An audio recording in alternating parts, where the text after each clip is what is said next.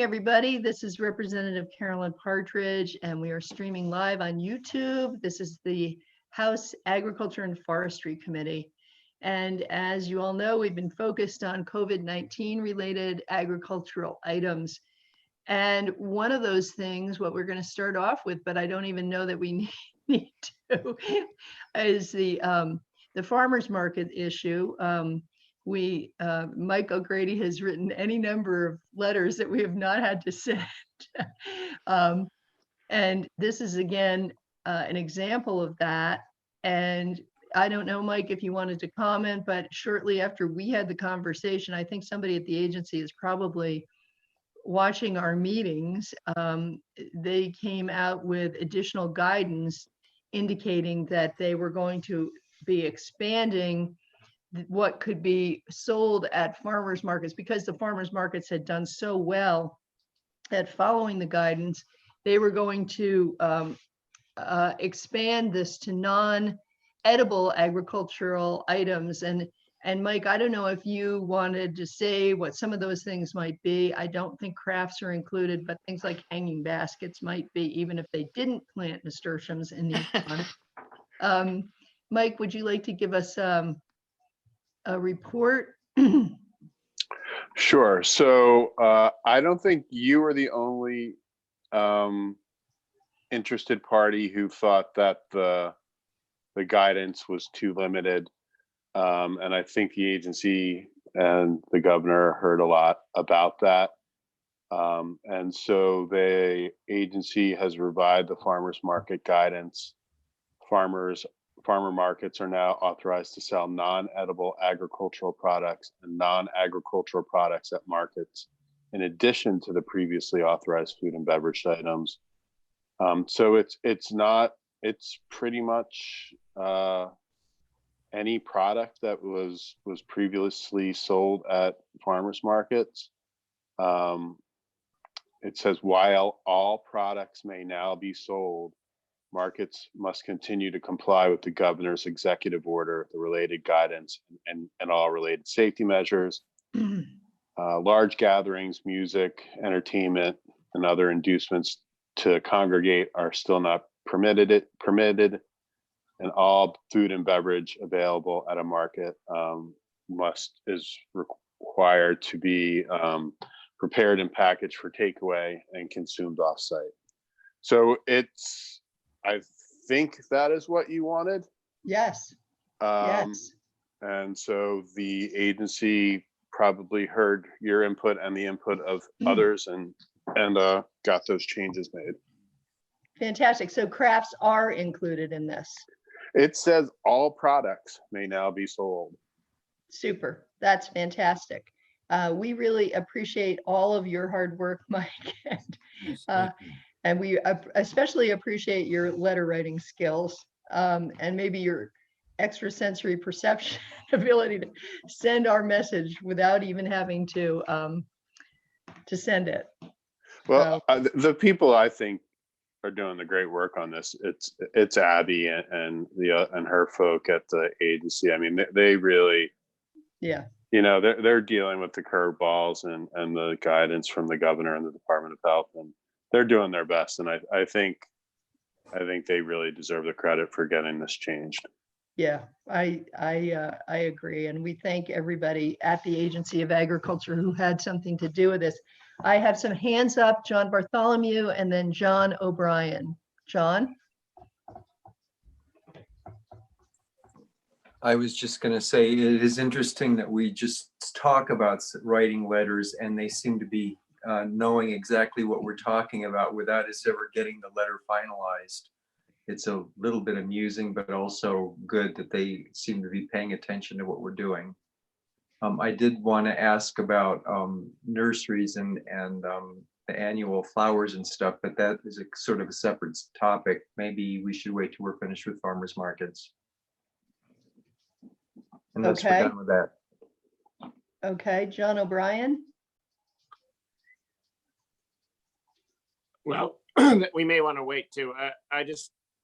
Mike, in your letter, when you pointed out that things like soaps and moisturizers are considered agricultural products, I just had a question on what agricultural products encompass. For example, I guess florists are going to be open now, and so are non-edible plants, including flowers, considered agricultural products? Yes, and products produced for them, especially if they're principally produced from the agricultural product, are an agricultural product as well. So there's a few different definitions in statute, beginning with raw agricultural commodity. I'm going to go to the required ag practices and pull up that definition. Hold on a second.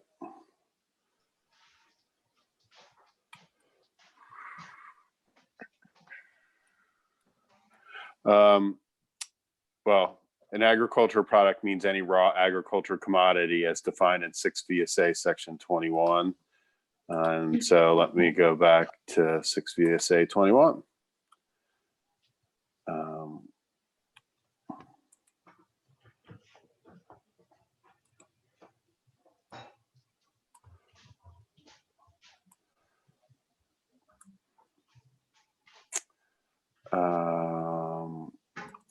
Any food in its raw or natural state, including all fruits or vegetables that are wash colored or otherwise treated in their unpeeled natural form prior to marketing. But then you have to go and look at the definition of farming under 10 VSA 6001. And that includes the operation of greenhouses and the products of greenhouses. So that would include non-edible plants. And then underneath that definition as well, there's things that are principally produced on the farm from agricultural products. And so I would say, a CBD lotion that's 50%, hemp or some other agricultural product is an agricultural product. That's kind of what I was thinking. There's those soaps that are made out of like lavender and sage and things that people grow on their farm that could qualify as an agricultural product. What about tools to produce agricultural products, whether it's a tractor or a cotter pin or a rake, anything along those lines? Those are I have to look and see how they're defined underneath the tax code. I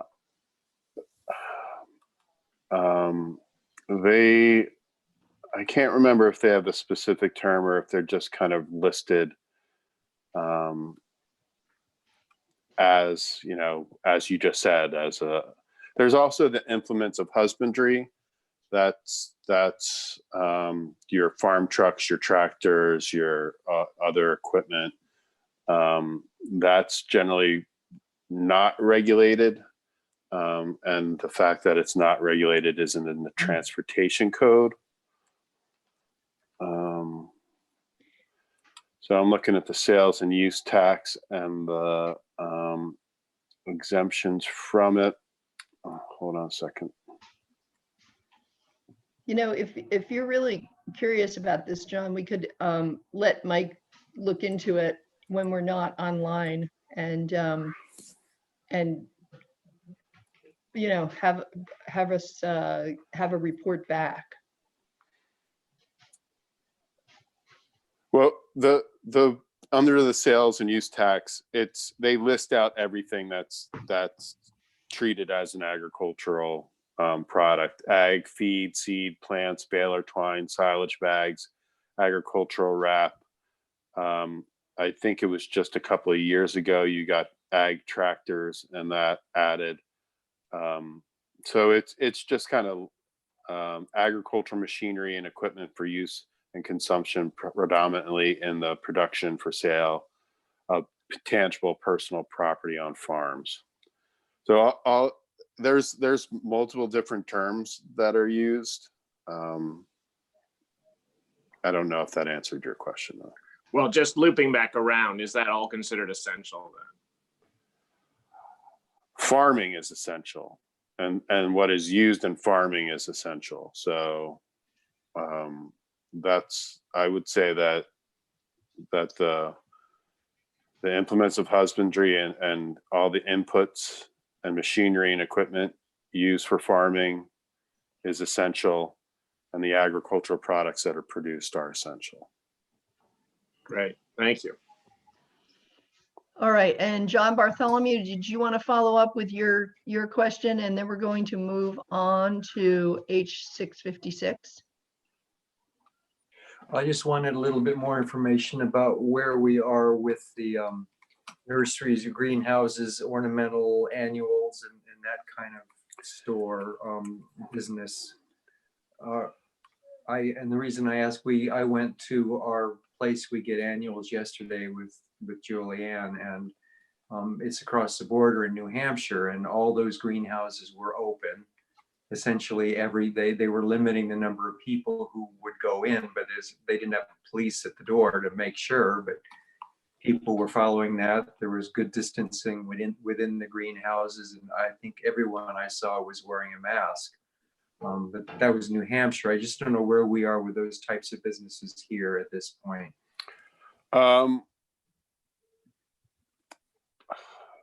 I have to find it. For my recollection, or my knowledge, I should say, it hasn't changed since it came out. Is there anyone from the agency on the call? Carrie's here. I don't know if he knows the answer to this question, but my impression was that farm stores and farm stands, if it's associated with a farm, they could open. But Carrie, if you're there and unmute yourself.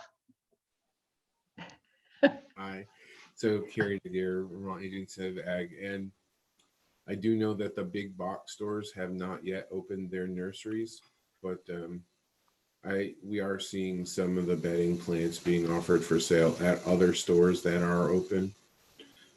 So your hardware stores that are also nurseries are selling bedding plants, but I don't know if there's been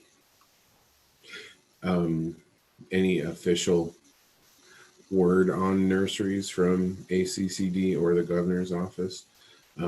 Specifically, everybody's being directed to interpret the guidance on their own. Well, I think we need to look at it pretty specifically, because there are a number of businesses around that are strictly seasonal greenhouse. Their whole business is focused on basically this month, people buying their plants to put in later this month and the 1st of June. And those are all the annual flowers. And basically all they have are greenhouse after greenhouse of various plants. Some of them, usually they have some vegetables in there, but most of them are just flowers and annuals and perennials. And like I say, the focus of their whole year is right about now. We need to make sure that there are specific guidelines to make them operational. In my experience yesterday, I mean, we'll know in 2 weeks to see if I get sick. It seemed fine. Things worked really well, and people were following recommendations. I was impressed with how well it worked. I know Abby Willard and Steve Collier have been lead on communicating with ACCD about specific questions. And I can, if you'd like, I'll send Abby a text and have her follow up with you. That'd be great. Thanks, Gary. All right. Any other questions about this, the farmers market issue for now? All right. So I had a communication from the Speaker of the House, and she indicated that we were going to be moving in the next week or so to issues that are now time sensitive. And 656, H656, which is our housekeeping bill, includes language about the hemp growing season and other hemp issues. And so that is very time sensitive. And she has allowed us to go forward with that. I will also tell you that there is a plan to go forward with the tree warden bill as well. So we won't talk about tree wardens today, but we will be talking about H 656, and we have about a half an hour. And I'm wondering, Mike, if you could go through, Linda sent, or I guess it came through Mike. It was being edited and it, I believe, is on our website. It's up in front of us right now. So Mike, would you like to go through this with us? And Sharon, if you have any particular questions, you're going to be the reporter of this. You're going to be amending this on behalf of our committee to 656. So Mike, you want to go through this with us? Sure. So the first instance of amendment in the strike off that the committee did on March, I think it was March 12th now, you had a section in there, section 16, regarding the agency's ability to manage non-sewage waste that's transported to a farm for use in digesters or manure pits. And before the term non-sewage waste was used, you had been using the term food substrates. And when I swapped non-sewage waste for food substrates, I forgot to take out two references to food substrates. And so that's what the first instance of amendment does in section 16, 6 VSA 4817. It replaces food substrates with the term non-sewage waste, which is used elsewhere in that section. Any Okay, questions? thanks. Questions? Questions from anyone? I'm not seeing any hands. Okay.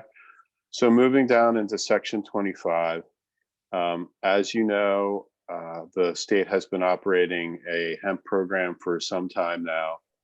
Last year, you amended the hemp law to update it to reference the federal Farm Act, the Agricultural Improvement Act of 2018, which authorized USDA to run a hemp program and to authorize states who met certain criteria to run their own state hemp program.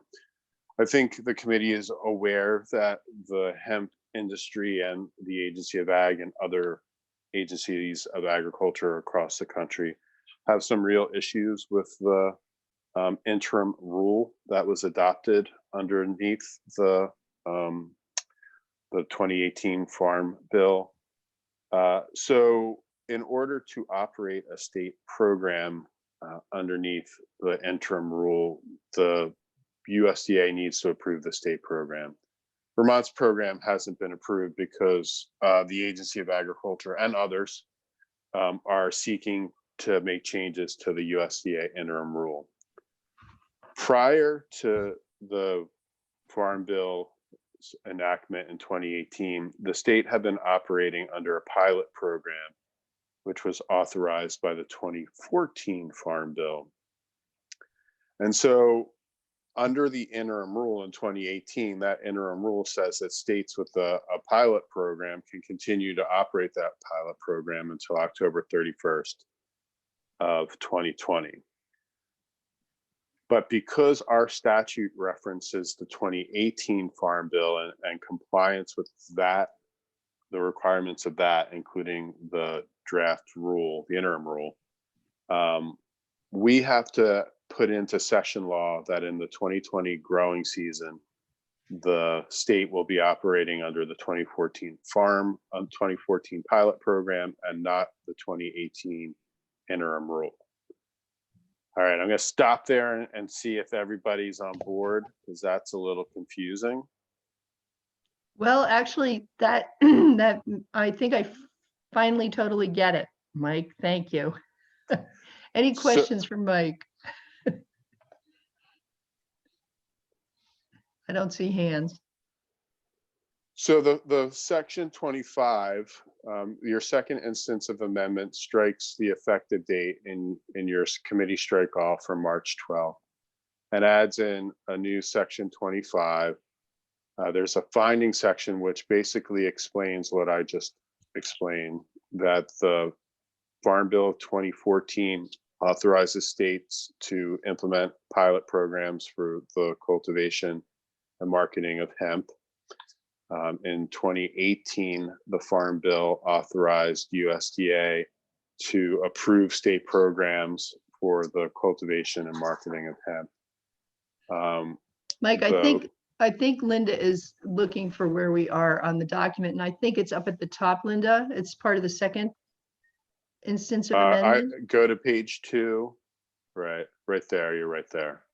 Okay, So the Ag Improvement Act of 2018 authorized states operating a pilot program to continue operating the pilot program until October 31st, 2020.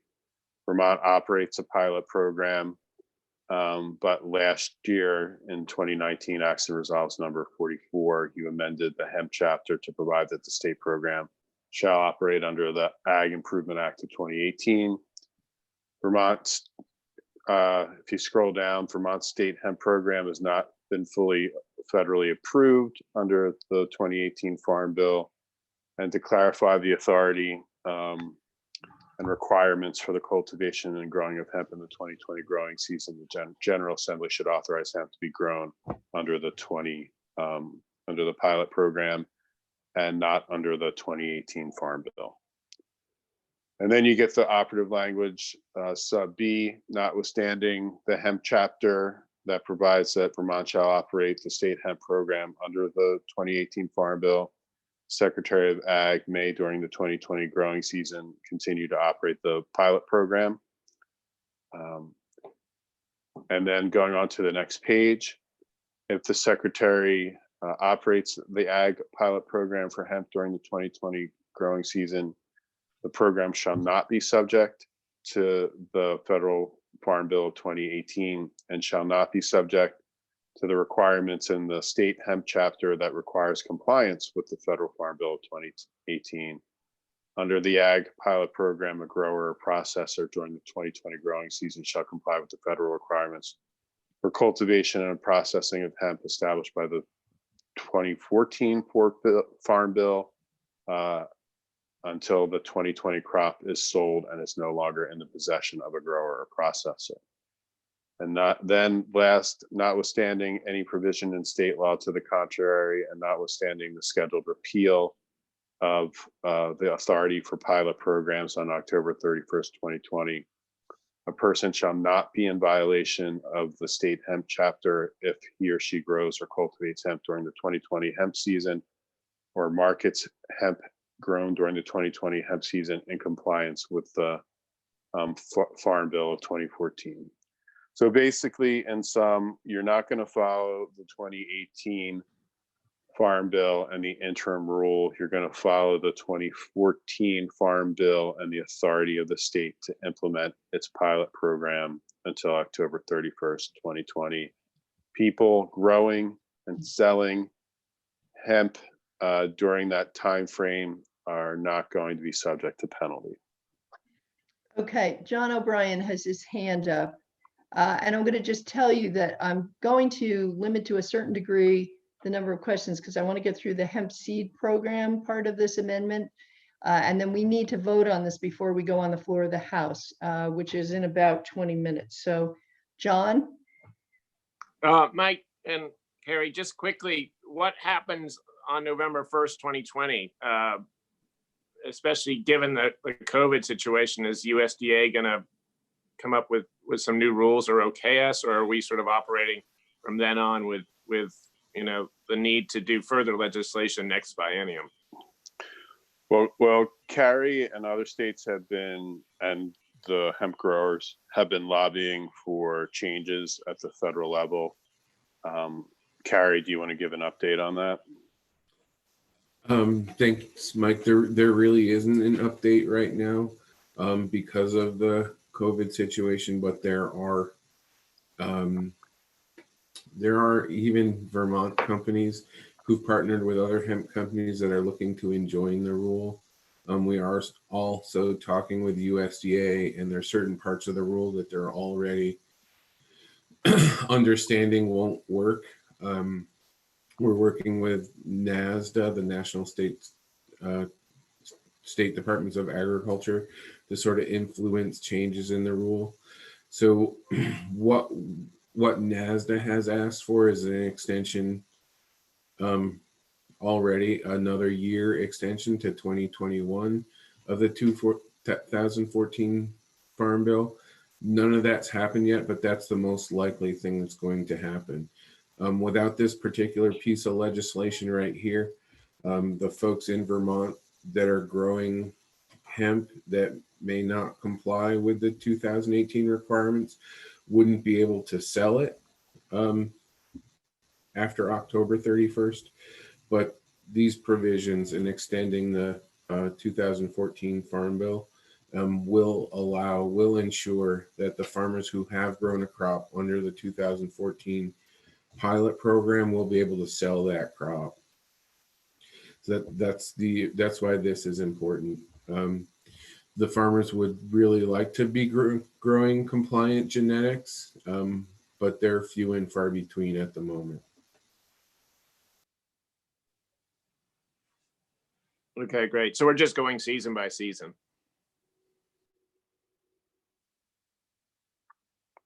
Right now you are, yes. Hopefully the changes will be made. Yeah, so we're hoping that there are going to be changes made on the federal level so that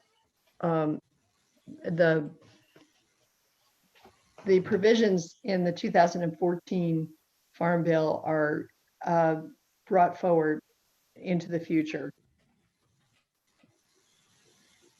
Okay. All right. Why don't we now move on to the seed program?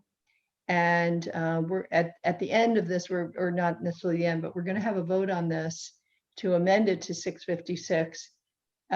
John will call the roll, Linda will note the roll, and then by magic, it's somehow going to get to Bill McGill. So, Mike, do you want to continue? Sure. So the Senate passed S336 earlier this year, and it was referred to your committee on March 11th. I believe the committee has heard from, I think he took testimony earlier this year from hemp growers about how there was a need to regulate the seed that was sold for hemp cultivation, that there was potentially assertions or marketing of product that didn't meet the asserted standards or quality of the seed, and consequently S336 was introduced to establish standards and requirements for the sale of hemp seed in the state. The state does have a seed authority, but it doesn't specifically list hemp. In addition, because hemp seed is defined as hemp underneath federal law and underneath state law, what this is doing is adding a section to the hemp chapter in state statute for to establish standards for the sale and labeling of hemp seed. So you'll see that section 26 is being added, and that's being added to 6 VSA chapter 34, the hemp chapter. First thing it does is set requirements for the sale, offer for sale, transport for sale, or distribution in the state of hemp seed. So Linda, if you could go on to the next page. So it has to be labeled in accordance with the requirements of the section or rules adopted by the agency. It has to meet the germination standards, the M&I seed claims, or other claims made on the label or in an advertisement, And then it has to meet certification standards if standards have been adopted by the secretary by rule. And it cannot contain prohibited noxious weed seeds, as that term is defined in the seed chapter. And then you go to sub B, that hemp seed sold, offered for sale, transported, or distributed shall have a label attached to the bag or container in which it is sold or transported. The label shall contain the following information: the name of each hemp seed present in excess of 5% of the whole percentage by weight, the origin, state, or country of the hemp seed, whether the seed was certified by a state or foreign country, the percentage by weight of any weed seeds in the container or bag, the percentage by weight of inert matter in the container or bag, the percentage of feminized seed, the percentage of germination of the seed, the date the seed was packed, the name and address of the person who labeled the hemp seed or who sells, offers, exposes, or distributes it in the state. And then you go on to some of the agency's authority. The secretary may issue a stop sale order for a violation of the requirements of the section or the rules. The sale, processing, and movement of any seed subject to a stop sale order is prohibited until the secretary releases the stop sale order. A violation of the section or rules shall be an administrative penalty under 6 VSA 569. Those are the hemp seed penalties, not the generalized agency penalties. I can read them to you if you would like. Well, why don't you continue with this, and then Okay. if we need to, we'll go back. Sure. Then a person or individual person injured or damaged by a violation of the section or the rules shall have a cause of action for equitable relief or damages arising from the violation of the section or the rules. So basically, this is a consumer protection authority. It's similar to the Consumer Protection Authority in the Consumer Protection Act. If there's a violation and the consumer is harmed, they have the ability to bring a cause of action against the person that sold the seed to them. They do not give up any other common law or statutory remedies if they bring that cause of action. And then you go to sub F. The secretary may conduct inspections and otherwise enforce requirements for the sale or distribution of hemp seed according to the secretary's general seed authority under 6 VSA chapter 15, provided that the secretary shall issue any penalty for the violation of the requirements of this chapter under the provisions of this chapter or rules of this chapter. Again, you give the agency all of its existing seed authority, but because hemp seed is hemp, that's going to ultimately, that is under federal regulation and subject to different conditions than other seeds, you have to put the hemp regulation under the hemp chapter and subject it to the conditions and requirements of the hemp chapter. So we're not adding a penalty. We're just including this under already existing seed penalty law. Well, you are adding a penalty for the sale of hemp seed that doesn't meet the standards that are added here. But are the penalties similar to those for other seed? No, they are higher than that for other seed. Okay. Because right. it's a violation of the hemp chapter because hemp seed is hemp. Okay. All right. Thanks. So there's one other change in section 27 is being added. This amends the agency's rulemaking authority under the hemp chapter to give them the authority to adopt rule to establish certification requirements for hemp seed sold or distributed in the state, and then going on to the next page to require disclosure or labeling of the amount of cannabinoid known to be present in hemp seed sold or distributed in the state.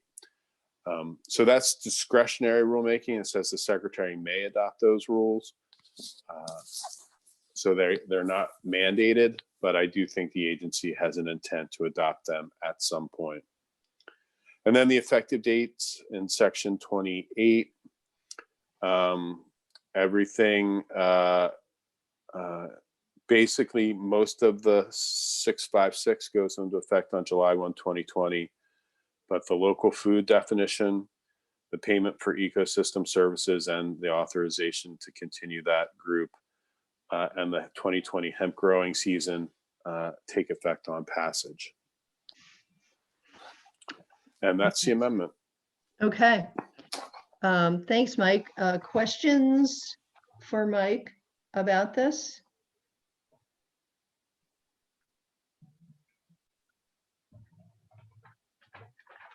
Okay, John Bartholomew.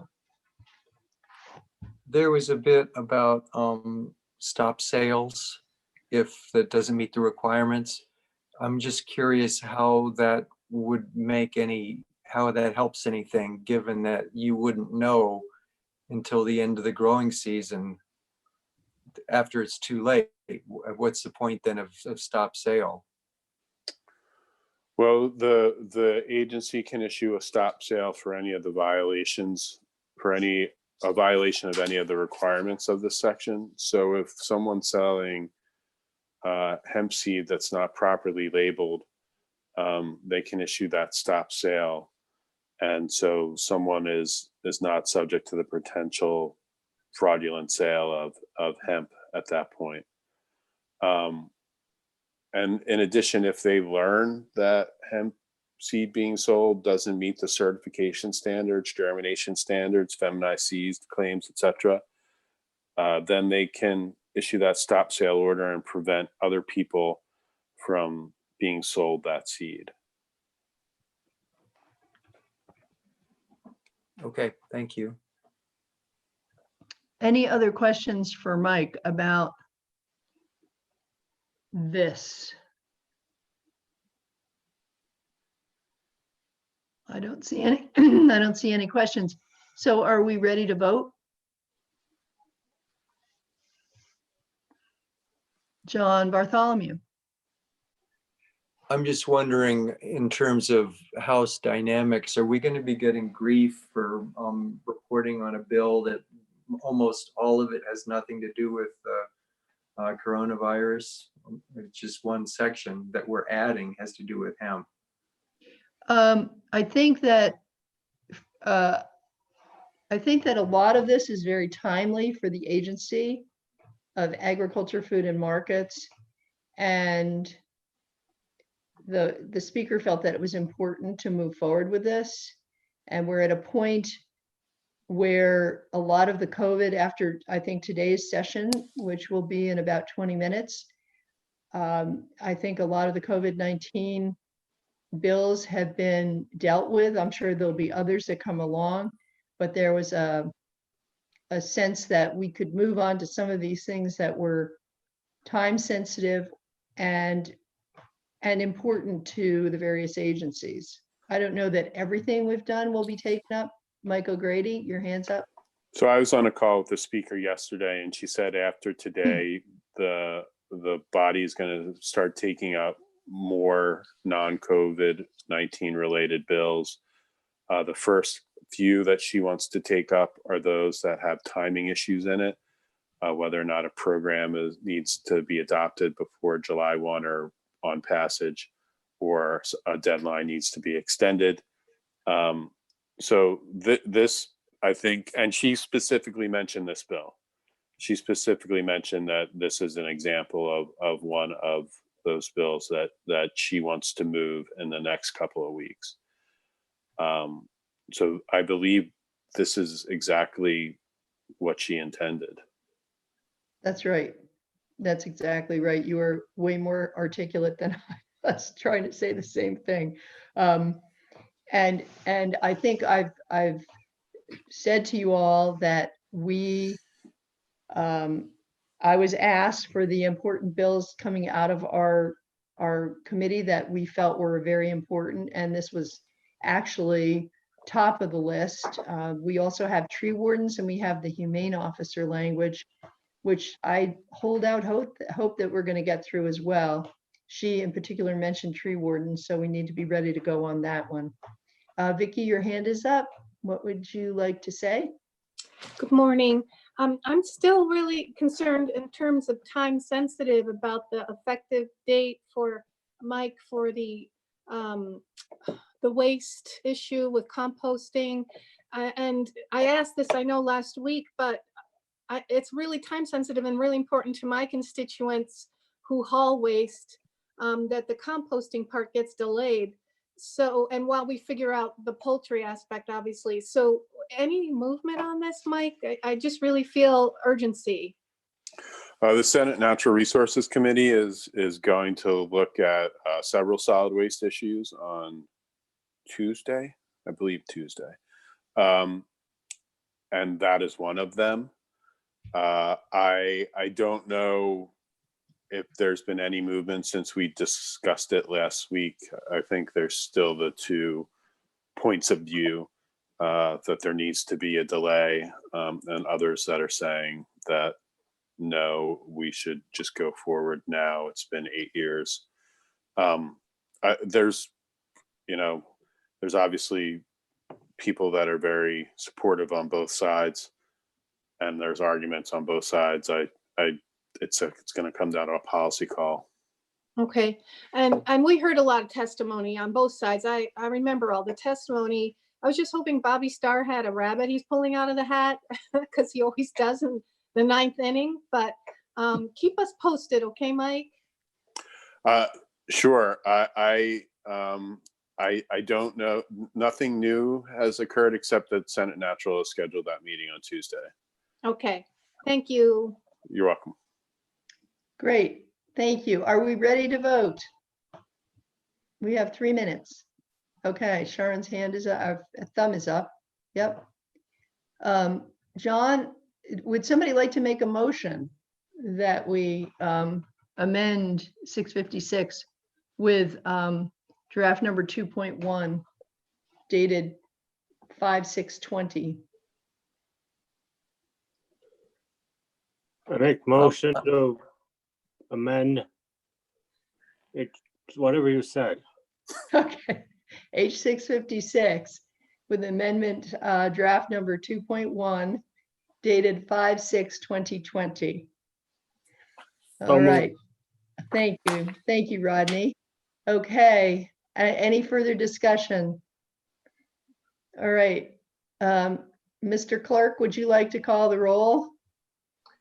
Certainly, and just so everyone knows the record of action that we keep on this, Linda's going to be tabulating that rather than me. A lot of my duties she is having to take over. Thank you, Linda. So the roll, Representative Bartholomew, and I vote yes. Representative Bach, Yes. Representative Fagard, Yes. Representative Graham, Yes. Representative Norris, Yes. Representative O'Brien, Yes. Representative Strong, Yes. and Representative Partridge. Yes.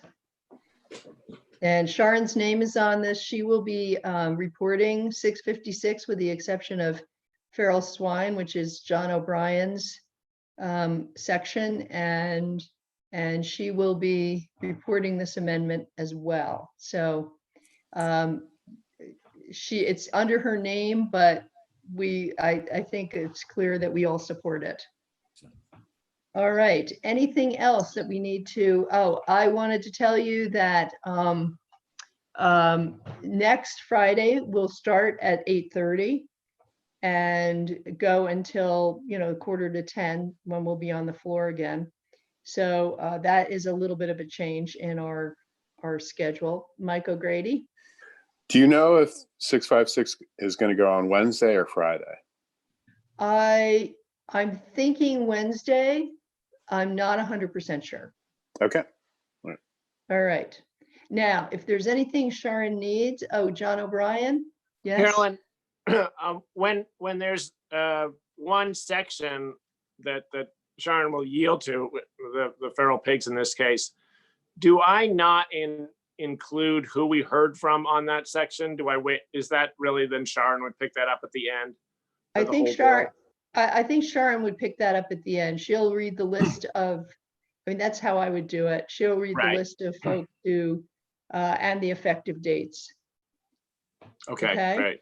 And if there are any other questions, you can shoot me an email and we can figure it out. Sharon, if there's anything you need, we all want to be there as we would typically in our committees. In our committee process in Montpelier would be on the floor to support our committee members who are reporting. So Sharon, did you have your hand up? Unmute yourself. That's weird. That time my little space bar didn't work. Oh, yeah, Um, sometimes it doesn't. So, Mike O'Grady, do you happen to have a little section by section for the amendment that we just voted? I don't have one now, but I can get one to you probably by the end of today or early Monday. And we're, I'm just like, is there a chance that I'll be reporting on this bill today, do you think? Okay. No, All right. All right. no, next Great. week. I was thinking if there was a potential that I needed to report on it today, I was like, okay, I want to make sure I don't stutter and sputter on the amendment because I've been. Nope. Okay. Today we're going to do COVID related. I think there are 3 bills on the floor. And then next week we're going to, as Mike said, we're going to move into stuff that's not COVID related, but time sensitive. Well, I have one thing to say to Representative O'Brien. I expect there to be a lot of puns that include words like porcine and or just like, I expect your presentation of the feral swine part to be top notch in the best man with a plan sort of way. That'll be the comic section. I don't know. Hemp is good too. Yeah. Well, I had noticed that in some of the seed regulations, the amount of weed seed made me chuckle. All right, everybody. I think we're going to stop our live broadcast. We're going to be hopping onto the floor action. And if you have any questions, you can send them to me or Mike O'Grady or Linda, and we'll figure it out. So thanks everybody for joining us for this meeting of the House Agriculture and Forestry Committee. We're going to end our live streaming on YouTube now. Thanks.